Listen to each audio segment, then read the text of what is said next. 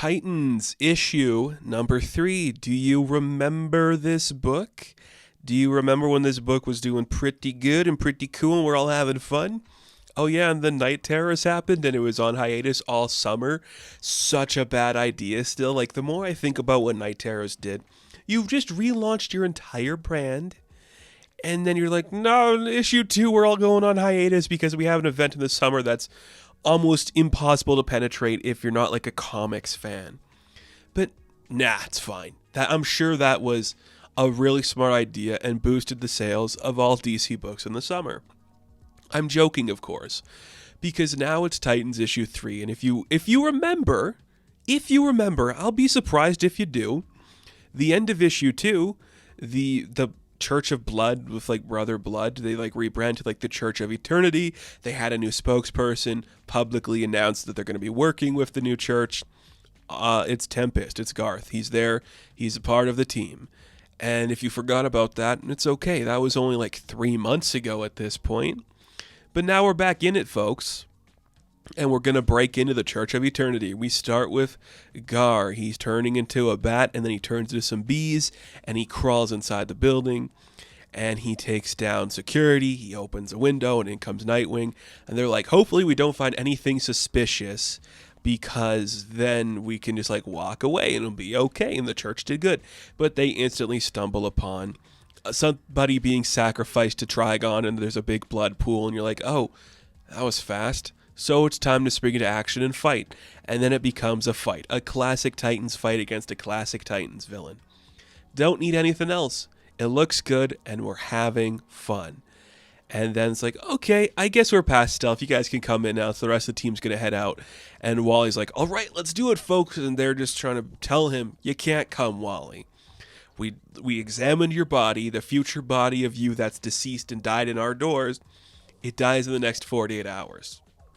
So you jumping headfirst into a fight like this? Well, that's a good chance you're going to get killed. And he's like, I don't care. Like, this is what we do. I'm the Flash. This is what is going to happen. I'm going to be a part of the team. Donna's like, well, shit, okay. I guess we'll have to deal with Dick's disapproval, but who gives a shit? It's just Dick Grayson. Boom tube inside. Time for a big Titans fight. And then Garth shows up, and he's like, what are you doing? Why are you fighting all this? He's kind of surprised that there's a sacrifice going on. So now Aqualad's helping out, or Tempest, I guess. He's Tempest, and then Jackson's Aqualad? Is that what we're still at? Or is Jackson Aquaman still? Either way, a Titan splash page where everyone's fighting the Church of Blood, and it's pretty fun. And look, Garfield's an octopus. He's teaming up with Tempest. We're just having a hoot and a holler. Look at the fun we're having. We defeat all these people easily, and we find Brother Eternity is like chained up somewhere, and we see Garth takes him up. He's like, dude, I don't know what happened. Shit hit the fan. There's some people that don't like the new direction, and they just started to go crazy. You know, playing the facade clearly. I think it's pretty obvious like he's faking, right? We'll get to it at the end there, but it's like, oh, thank goodness you helped me, Titans. I feel so much better knowing that, like, all of these bad things that happen in here will be taken care of. We'll call the police and get these people prosecuted. They were going to murder innocent lives. That's not a direction we're taking. We're not doing that anymore. We're going somewhere new. And they're like, well, I don't really know how we're supposed to handle this situation now. Garth, do you want to come with us? This seems like it's getting weird. And he's like, no, I'm staying with the church. You need my help now more than ever. Like, there's a world burning, and I don't know how to save it. Essentially, Garth is like, I'm tired of trying to save the world. I've given up. I'm converting to Scientology, and whatever Brother Eternity says, I believe in. Like, okay, I mean, that's one way to look at life, dude, but sure. I mean, okay, that's dark and messed up. But it's kind of fun. Like, what else are you doing with Tempest, really? Who has, like, a huge Tempest pitch? If he wants to convert to Scientology and follow this clearly evil-looking guy, that's his business, you know? So the Titans, they just broke up a fight, and now they're just headed back on their way. But Garfield gets one last blow in there to Brother Eternity. If you hurt him, I will become a tapeworm and enter your body. And you're like, okay, I mean, another way to look at things. They get back to the Titan's tower, and instantly Wally's like, look, I stole something while we were there. We should check it out and see what it is. What could it be? It's like a weird looking meteor thing, because Star instantly recognizes it's like a type of meteor.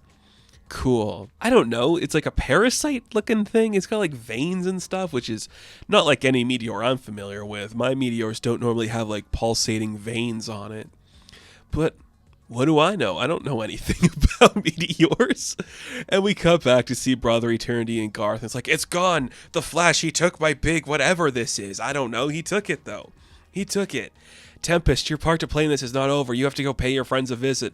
And then we see like weird parasitical tentacles, weird gooey shit coming out of Brother Eternity's mouth and like entering Garth's mouth. And you're like, oh, were you like, is like the meteor like alive and it like is a parasite that took over Brother Eternity and now it's spreading itself to Garth?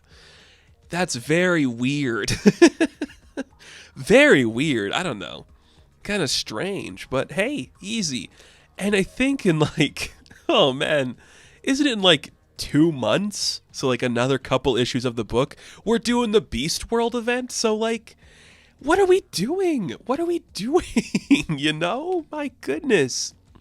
The Titans book was supposed to be like their flagship team book, you know? And it just kind of feels like it's not really anything. Like this book, it essentially was just like a classic Titans adventure. Turns out it was all a lie. And what did they accomplish? They stole a big rock. That's fun, I guess? I don't know. Have yet to be convinced that this is really fun. I've liked it. I've liked the first issues. I love all these characters a lot, and I want to see them do some more stuff. And the artwork's really fun and fluid, and Nicholas Scott just does a great job. But it'd be nice to see a little bit more happen, you know? Like something bigger and badder just taking place in these pages. Maybe that's what Beast World will be. Am I going to cover it? I don't like covering events because they're stupid, but maybe I will. I don't know. It was a fine issue. A fine issue that ends with, like, weird tentacles coming out of a guy's mouth and crawling into another guy's mouth. How can I be that disappointed?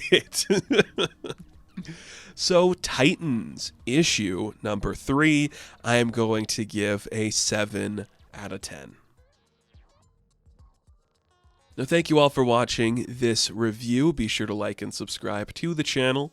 As always, you can check me out on Instagram, TikTok, and Twitter. And as always, I will catch you in the next one. Have fun. Stay safe. Good luck.